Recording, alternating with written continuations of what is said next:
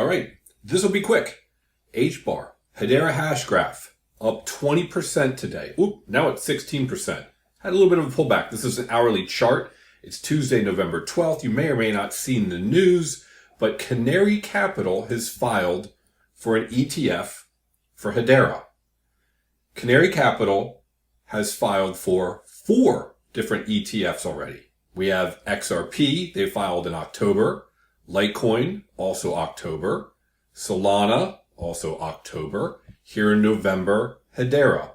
So they've filed for 4 different ETFs so far, and their batting average is 0. They're 0 for 4. They got nothing. But that's okay. It takes a while for ETFs to get through, and I'm sure now with the outcome of the election, the odds are we're all hoping that things change quite a bit with respect to how the government feels, and the SEC in particular feels towards crypto, and maybe these ETFs will go through a little faster. Canary Capital, if you're not familiar with them, they're actually in Tennessee. I was just there not too long ago, not at Canary, in Tennessee. Currently, they offer institutional crypto asset trading via their crypto hedge fund and single asset trusts. That's only for institutional or accredited investors. So unless you're an accredited investor as an individual, you can't participate in what they currently have. However, with an ETF, you can. ETFs are interesting to me. I don't know when this is going to end. Are we going to have 100 different crypto ETFs? Bitcoin ETF made sense to me because a lot of people look at Bitcoin as a store of value, much like you would look at gold as a store of value. And so an ETF for it seemed to make sense. When they came out with the Ethereum ETF, well, I was excited because I thought, okay, that makes sense. It's the number 2 market cap, first mover advantage. However, I'm not going to buy an Ethereum ETF because I'm not going to be able to participate in any dividends by staking it. I'm not going to be able to utilize it for collateral in anything if I want, which I do.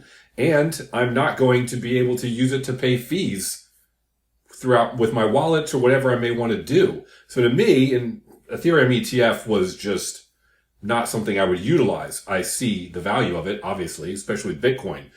But who knows where this is going to end, where it's going to go in terms of how many ETFs we're going to have. I don't know.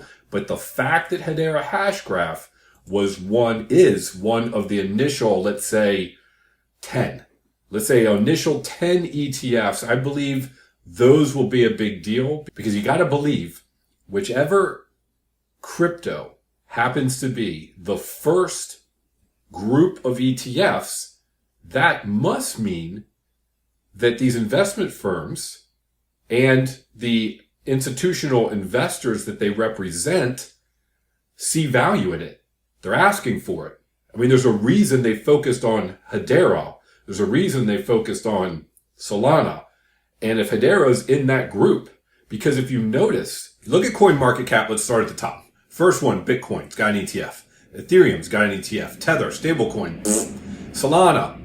People have filed for ETFs. BNB, no. Dogecoin, meme, not going to happen. XRP, they filed for ETFs. USDC stablecoin, not going to happen. ADA, Tron. Now we keep going down this list.